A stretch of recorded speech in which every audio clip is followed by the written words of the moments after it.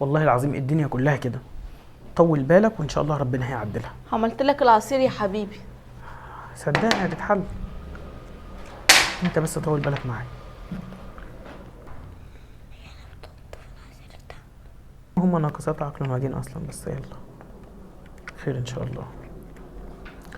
ماشي، وانا النهارده ان شاء الله لو خلصت الشغل بدري هعدي عليك. تمام ماشي. يلا يا حبيبي العصير. ثواني، قول لي بس ايه رايك في الغشه دي؟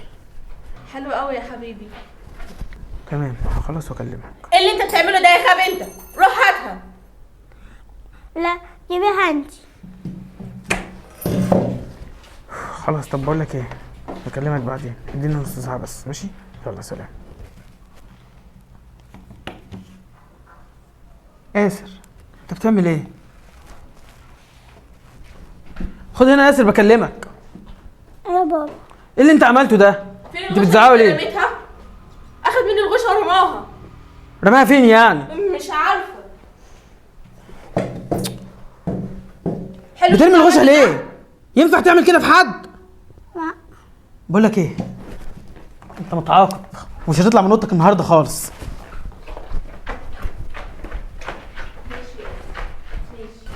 تعالى، ما ينفعش تتعامل بأم الهمجيه اللي انت بتتعامل بيها دي. في حاجه اسمها ترمي الحاجه من ايديها وهي عمال تلعب في العصير وانت عيل صغير؟ في ايه؟ هقول لك حاجة مهمة. لا عايز اسمع منك حاجه مهمه ولا مش مهمه، وانت متعاقب ومش هتخرج من اوضتك النهارده.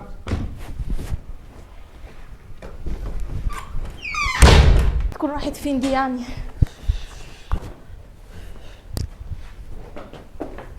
اهي. هي البيت لقيتيها؟ عاجبك اللي ابنك بيعمله ده؟ والله انا مش عارف اعمل فيه ايه يا ندى، بس يعني هعمل ايه؟ ما هو ابني برضه يعني. هيفضل على طول كده يعملني مرات الاب؟ مش لازم تفهمه ان انا بيت امه دلوقتي؟ طب بصي، انا كده كده عاقبته، والنهارده ما فيش خروج، مش هيطلع من اوضته خالص. يعني تمام كل كده؟ يوم هتعاقبه؟ كل يوم بيعملني معامله وحشه. حقك عليا يا ندى، معلش، خليها عليكي، انا همشي انا بقى على الشغل عشان اتاخرت. لا، نشرب العصير الاول. ولا مش هتشرب وتنكد عليا كمان؟ يا ست حاضر هنشرب.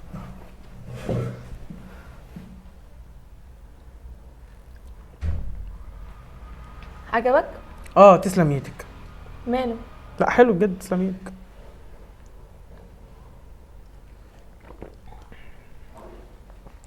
انا شربت. طب اشرب. لا مش قادر اخلص، عايزه حاجه؟ لا شكرا. يعني شويه دول هيعملوا له مفعول؟ يا رب. طب اعمل ايه فيه بس؟ الواد ده بقى بيتعامل بشكل فظيع جدا.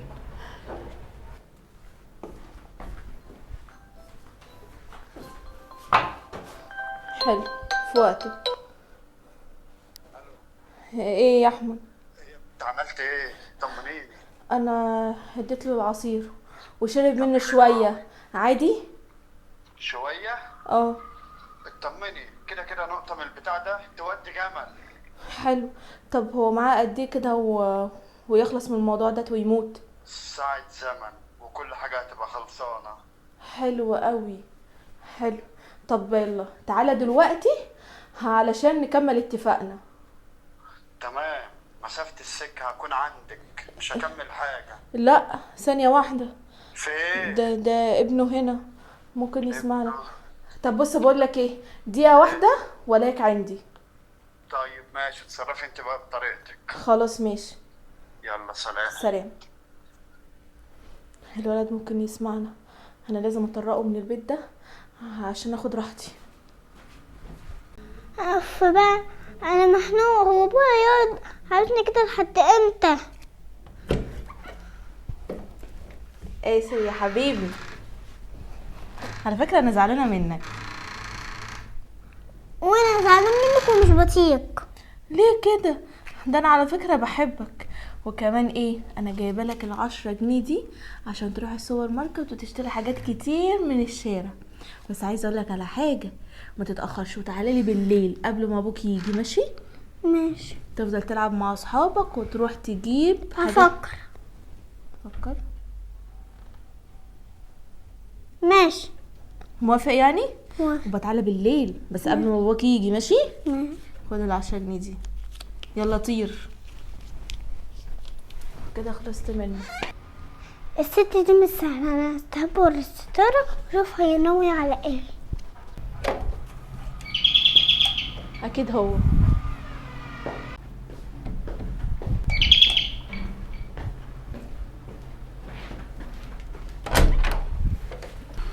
يعني اخرت؟ اتأخرت يا بنت، انا مسافة الطريق، انا جاي جري. طب يلا ادخل.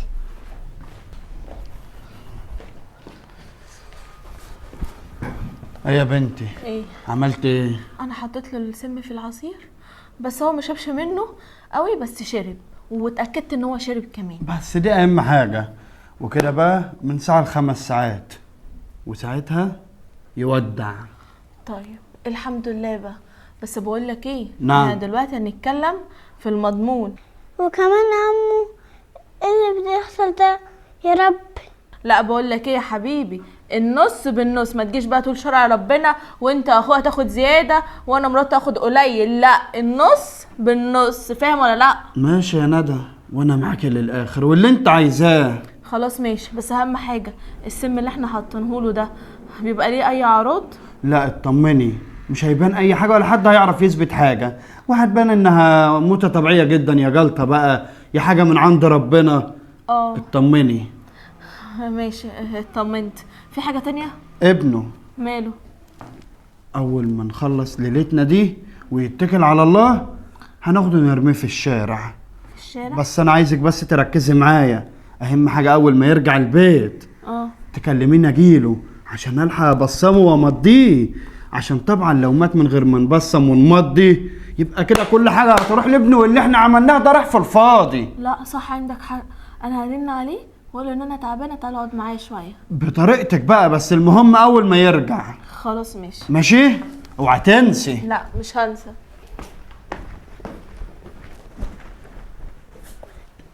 كل ده عايز انا ملياش يا شطان يا شطان ده عم احمد. يا رب ارزقني يا رب. خدي ده عشان انتي، بس انا هسألك سؤال. اسأل يا حبيبي، ربنا يكرمك يا ابني، اسأل يابا. بص، هو انت لو عندك اخ يقدر يأذيكي؟ لو ليا اخ؟ يا ريت ليا اخ. لا طبعا مش هيأذيني، ده هيقف في ظهري. طب ليه بقى عمه ومراته عايزين يخلصوا من بابايا؟ ستار يا رب. انت شفت حاجة يا ابني؟ احكي لي يا حبيبي، في ايه؟ مش مشكلة مش مشكلة مش مشكلة.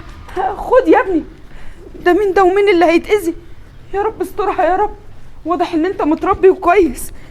يا رب نجيك لابوك يا رب.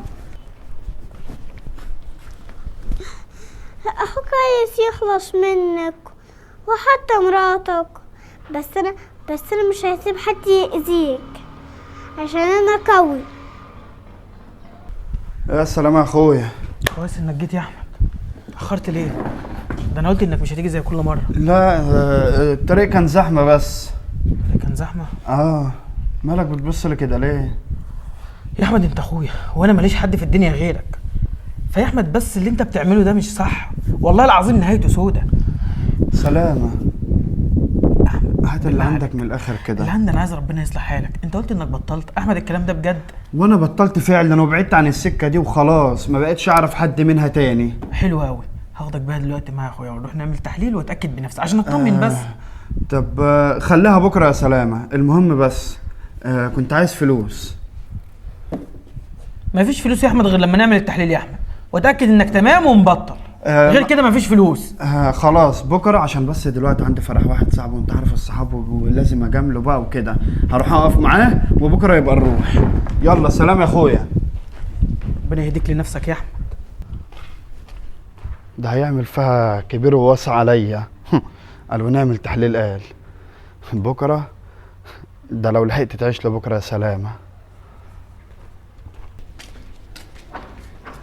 يا ست الحبايب، انت بتطلع لي منين؟ الله يهديك. عامله ايه يا ست الكل؟ انت اللي عامل ايه يا حبيبي؟ انا عامل احلى دماغ، احلى دماغ يما. مصيبه، ايه ده مصيبه يا حبيبي، يا حبيبي. فوق حاجة؟ يا ابني، فوق يا ابني. ما انا فايق اهو. انا بتمنى ان انت تفوق على طول. انا فايق اهو يما، فايق ورايق ودماغي مظبوطه يا ابني يا حبيبي. هاتي الفلوس. اجيب ايه؟ حرام عليك، ما معيش يا ابني، ما معيش.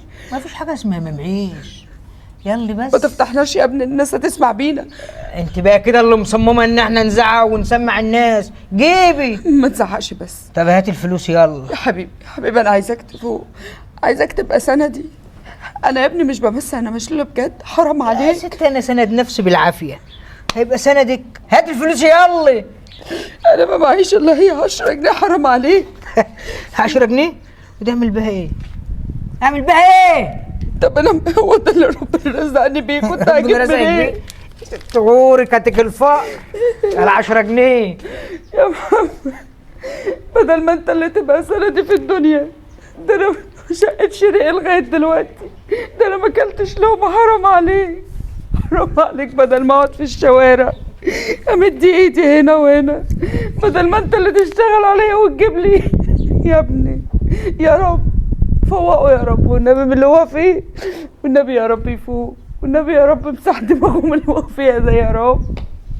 انا عايزك بقى تثبت على كده، تشوف اللي انت جبت منه ده وتجيب لنا منه على طول. يا عم تمام يا زميلي. بقول لك ايه، البت عملت ايه؟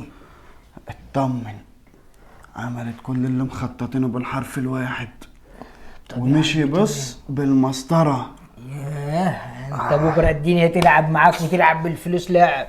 ما انا مش هبقى لوحدي، هيبقى انا وانت. الفلوس بص هتبقى في ايدينا زي الرز. قشطة يا زميلي. روقنا عليك يا ابو الصحاب. لا على الاخر.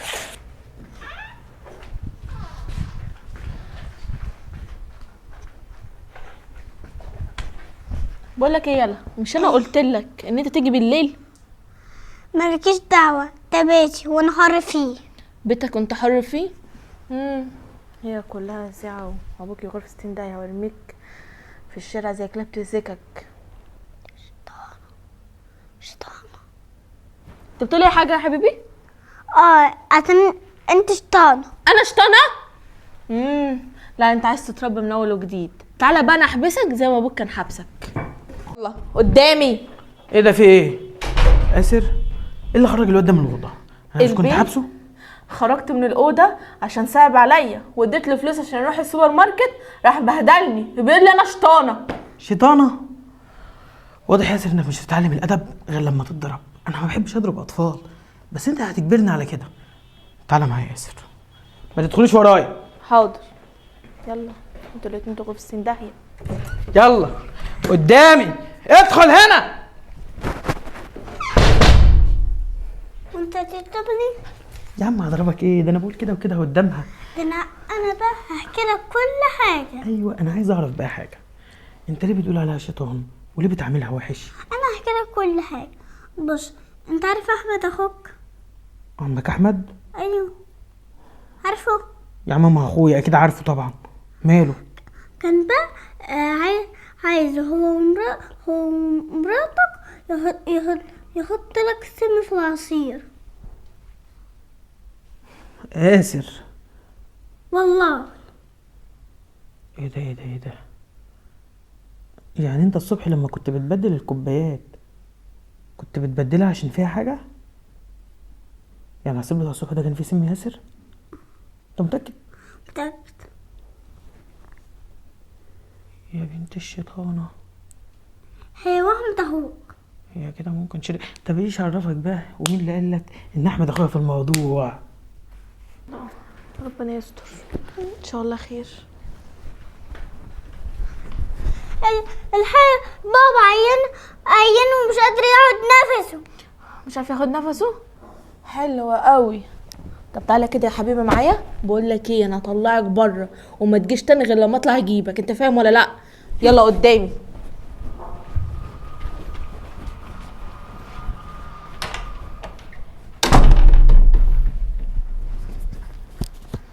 ايه يا احمد، تعالى بسرعه. الحقني يا عمو. بابا عيان ومش قادر ياخد نفس. بقول لك ايه، يلا خليك هنا ما تتحركش، ماشي؟ ماشي. يا رب اهديك يا ابني انت واللي زيك، يا رب اهديك. هو انا لو قاسيت حد هو أنا لو قاسيت حد عشان احمي بابا. كده حرام؟ لو اذيت حد عشان تحمي بابا؟ النبي يا ابني انا ما فاهمه حاجه عشان خاطر اعرف افتيك، بس انت طفل صغير وربنا عالم ببراءتك وعالم بقلبك انه نضيف. بص يا حبيبي، طالما انت ناوي تعمل خير يبقى ان شاء الله مش حرام، بس فهمني القصه ايه. مش مشكلة. عم الحاجة كلها تكمل احكي لك. لما الحكايه كلها تخلص هتيجي تحكي لي؟ طب انا مستنياك، ابقى اساعدك في حاجه؟ لا. طيب خد بالك من نفسك وبص وما تروحش ناحيه اي حاجه تاذيك. ماشي يا حبيبي، وانا هدعي لك. ماشي بس تعالي بس. هدعي لك يا حبيبي، ربنا يا رب يحميك ويحفظك ويحقق لك كل اللي بتحلم بيه. يا ندى شوف الدكتور يا ندى. تعالى. لا يا سلامة، كده أحمد. كده انا اللي جيت مكان الدكتور غبية عشان الدكتور يا ندى. انا عايز دكتور. احمد اخويا هيعمل ايه في اللي انا فيه بس؟ يا سلامة الدكتور مش هيلحقك ولا اي حاجة في الدنيا هتقدر تلحقك من اللي انت فيه. ليه؟ عشان احنا سميناك. سميتوني؟ ومش انا لوحدي، انا وندى مراتك. انت تعمل كده في اخوك يا احمد؟ ايوه. طب ليه يا اخي؟ ليه؟ ده انا اخوك وماليش غيرك يا احمد. ايدك كده. الدنيا ناشفة وانت منشفها عليا اكتر، فبصراحة ما لقيتش حل تاني. انا عمري ما كنت خاطي ولا منشف حاجة عليك يا اخي. انا بمنع عنك عشان السكة الزبالة اللي انت فيها دي. خلاص سيبك من جو الصعبانيات ده، والكلام اللي انت فيه ده ما بقاش ينفع ولا ياكل عيش. احنا في دلوقتي. طب يا ندى، هو دماغه مش فيه اصلا وبيعمل كده وهو مش في وعيه. انت ليه تعملي فيها كده؟ ده انت مراتي يا ندى. انا هقولك ايه ده يعني قاعد على مكتب جوزي وكمان جوزي مش موجود؟ غريبة دي ومش لاقي عليك القعدة دي. ما هو كده سلامة مش هنا في مشوار بره، وبصراحة كده حلو انك جيت عشان عايز اتكلم معاك من زمان. يعني انت قاعد على مكتبه وهو مش موجود وكمان عاوزني؟ ما شاء الله صدف حلوة. وعاوز ايه ان شاء الله؟ شفت بقى؟ بص يا ندى خلينا صراحة مع بعض، وهي كده كل حاجة اصلا باينة. انت عارفة ان سلامة متجوزك عشان تبقي خدامة عند ابنه آسر؟ نعم. زي ما سمعت. ايه؟ انا عمري ما هكون خدامة لحد. كلنا عارفين انك متجوزك عشان تخدمي ابنه وتاخدي بالك منه، وانت عارفة كويس ان ممكن يجي في اي وقت ويرميكي، او لو ابنه زهق منك وما حبكيش هيرميكي. صح؟ كلها دايرة مقفولة وكلنا عارفين ايه اللي بيحصل فيها. عايز توصل ايه بالكلام ده؟ يعني عايز اوصل ان انا عايز أأمن لك مستقبلك، وفي اي وقت تأمن لي مستقبلي؟ أأمن لك مستقبلك. يعني هتغدر بأخوك عشان تأمن لي مستقبلي انا؟ لا ما غريبة. مش عشان سواد عيونك برضو، عشان نفسي برضو يا ندى. طب وايش ضمني بقى ان انت مش هتضحك عليا زي ما ضحكت على اخوك وهتغدر بيه؟ ما انا ابقى معاكي في اللعبة. ازاي هغدر بيكي؟ وبعدين مش يمكن نحب بعض ونتجوز بعض ولا ايه؟ ويبقى بدل ما انا وانتي كل واحد ياخد النص يبقى حاجتنا حاجة واحدة. خلاص ماشي. هنخلص منه يا ندى. نخلص منه ازاي؟ يعني نقتله؟ لا بتاعت انا دي، انا هقولك هنعمل ايه وهنخلص منه ازاي، بس انت ايه رايك؟ معايا ولا لا؟ معاك. ايوه كده تعجبيني. طب انا همشي بقى، ولما يجي جوزي بقولي ندى سألت عليك بعد اذنك. خدي بس هكلمك. ماشي عشان نتفق. خلاص ماشي. ايوه كده اضحكي. ايوه ما هو مش بايدي، انت اللي وصلتني للمرحله دي. انا عايشتني خدامه تحت ابنك وقاعده اخدمه، اعمل ايه تاني؟ بص بقى، انا عمري ما عايشتك خدامه على فكره. انا كنت بعتبرك ام. ليه ليه والاهانه اللي كان بيديها لي كل يوم، واصلك بعاقبه، حبسه في الاوضه بعاقبه. ندى الكلام ده ملوش لازمه. بص بقى يا اخويا، عشان ايه اللعب بقى على المكشوف ونلعبها صايمه. انت دلوقتي بعد ما تتكل على الله، ابنك يا عيني طفل اصبح ملوش حد غيري، فممكن اخليه يحصلك وممكن لا، في حالة واحدة، لما تمضيلي على الورق ده ساعتها هبقى اسيبه عايش وهترحمه من ايديا. لو ما مضيتش بقى يبقى ساعتها انت اللي حكمت عليه انه يحصلك في الاخره كمان. لا لا لا لا، ده ابنك حبيبك، اكيد ما ترضاش ان هو يموت نفس الموتة دي وبالوجع ده، فانت امضي عشان كده تنقذ حياة ابنك. ايوه يلا يا اخويا امضي، امضي كده. لا يمكن تكونوا بني ادمين، انتوا شياطين. بقول لك ايه، اخلص بقى والنبي من الجو اللي انت عايشه ده، امضي لي هنا واخلص. حمدي، بس ليه عندكم طلب خير بالله عليكم؟ ابني محدش يأذيه، تقلقش وخلوا بالكم منه، موليش حد يحمل. ما هو طالما خلاص هيبقى معايا فلوس يبقى هو في عينيا الاتنين. وانت ولا ايه؟ طالما مضى على الورق ده هشيله لك في عينيا، ده مهما كان ابن اخويا ولا ايه يا ندى؟ اه طبعا. ايوه شاطر. امضي هنا كمان وهنا كمان. تسلم، حلو قوي كده. يلا اتكل على الله بقى واحنا هنروح نخلص كل حاجه. هنعمل ايه دلوقتي؟ هنسيبه كده؟ سيبيه وشويه كده يبقى نطلب الاسعاف او عادي نقول للناس دخلنا عليه لقيناه مرمي كده. اطلعي اطلعي يلا. انت لسه هنا يا ياسر؟ خلي بالك اللي انت بتعمله ده حرام. هو انت مش على طول بتقولي ان انا شيطان؟ فيلا بقى اتكل على الله وما تجيش هنا تاني، اوعى. خلي بالك اللي انت بتعمله ده غلط. غلط؟ وانت هتيجي تعلمنا انت الغلط يا ابو شبر ونص؟ بس اسمع يا ده، انت البيت ده ما تعتبوش تاني عشان خلاص ابوك راح. وانا عتبته تاني هتحصل ابوك وامك، ماشي؟ ماشي. ايوه جدع. يلا بقى اتكل على الله وما شوفش وشك تاني، عشان لو شفت وشك تاني بص هوريك ايام سودا. يلا يلا يا بابا. ودلوقتي خلصنا منه. حلو اهو كده. يلا ادخلي. يلا يا ولاد المؤذية، شوفوا اللي هيحصل لكم. ايه ده؟ انت جيت؟ حلال عليك 100 دي. اللهم صل على النبي. ايه اللي حصل؟ خدي ليك اخدها ليا كلها؟ كلها. طب ليه؟ بالكام؟ جايب الفلوس دي كلها منين يا حبيبي؟ لا خديها ليك. اخدها ليا؟ حلوه دي. ده مش فلوسي والله، ده فلوس العيل. العيل ايوه. دي بقى ممكن تعمل حاجه وتجيب حاجه تظبط دماغنا. تظبط دماغك ايه وتهبب دماغك ايه؟ حرام عليك. اسكتي بقى، ما بقاش حرام عليك والله العظيم اللي انت بتعمله ده. ناس بقى مش عايز اعلي صوت عليك. يا ابن امك اتقي الله فيا يا ابني. الواد ده اداك 100 دي؟ ايوه مالكش دعوه بالعيل. اوعى ايدك بس كده. مالكش دعوه بيه. معاك فلوس تاني اهو. حرام ايه ده عليك. ايه ده ايه ده ايه ده ايه ده؟ انت معاك الفلوس دي كلها وانا مش لاقي اكل. دي فلوس الولد. حرام عليك ما تعملش كده في الواد. هات الفلوس. بقول لك بص اسكتي بقى، انت ساعة ما تظهر المصلحة تطلعي والشفار وتقفلي عليها من جميع الجهات. ما هي مصلحه من حرام اتقي الله. يا ست حرام ولا حلال، هنجيب حاجة تظبط دماغنا. في حد يعمل في امه كده؟ يا ريت لو كنت عندي ام. يا عم انا عندي ام، بس زي ما انت شايف ملهاش منفعة في الحياة. يا ست خليكي زي كده، عايز سلطان زماني ليه منفعة في الحياة مش زيك. طب غور من هنا عشان الواد خايف منك. الواد خايف؟ بس والله طلعت بأحلى مصلحة من ورا الولد ده. على الاقل ارجل منك ومعاه فلوس. هو مين ده؟ انت مالك انت؟ امشي من هنا. تمام. بقول لك ايه، كل حاجه خلصت دلوقتي، تروح تبيع وبالنص. نعم. انت صدقت نفسك يا بت ولا ايه؟ بيت؟ ايوه بت. ايه اللي بالنص؟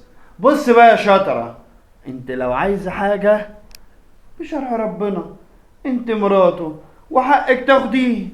لا والله يعني بترجع في كلامك دلوقتي. كلام الليل مدهون بزبده طلع عليه النهار ساح. اه كنت متأكد يا نهار والله اسود. ان انتوا واطيين. كان عندي فضول اعرف، انا كنت ممكن احرق الموضوع من بدري قوي، بس كان عندي فضول اعرف كلاب زيكم نهايتهم هيبقى عامله ازاي. سلامه. هو كده كده كنت هتغدروا ببعض. هو انت كويس؟ هو في ايه؟ هو انت مش قلت لي لو انا مضيت هتاخد بالك من ابني؟ هو فين ابني؟ رميتوه في الشارع صح؟ سلامه. بطنك وجعاكي. اقول لك بقى على المفاجاه، مش انا اللي شربت السم. امال ايه؟ اه هي بطني الحقوني. تعالي الحقي بقى، ما انت بطني. لسه قايله مفيش دكتور هيلحقك ولا هيقدر حتى يعرف انت عندك ايه. يا بطني مش قادره انا فاهمه يا احمد. الحقني والنبي، شوف لي دكتور والنبي الحقني. والله حتى الكفن خساره فيه. محمد الحقني الحقني يا محمد، الدنيا خربت. يا عم انا كنت يا دابو ان انا بفوق. انت بتفوق ايه؟ سلامة عايش. وندى هي اللي شربت العصير واتكلت على الله. ده ازاي ده؟ لا لا لا لا لا، انت بتهرج. لا مش وهكون بتعمل كده عشان تاخد الفلوس لوحدك يا احمد. لا فلوس ايه؟ بقول لك ما عادش ايه، في حاجة خلاص. الدنيا مدرمغه على الاخر. هلا انا مش قادر. يا احمد. تعالى بقى يا بطل. يلا قول لي بقى في ايه؟ بابا وانا ينفع نقعد الست دي معانا اثناء بحكي لها على كل الاسرار؟ ينفع يا حبيبي. هو ده بابا؟ هو في ايه؟ في ان كل حاجه الحمد لله خلصت يا ياسر، وتخلصنا من كل الشر. هو انا ينفع تحكولي؟ ينفع نحكي لك كل حاجه، نروح بس البيت ونتكلم. شكرا يا ياسر. يلا تعالوا معايا.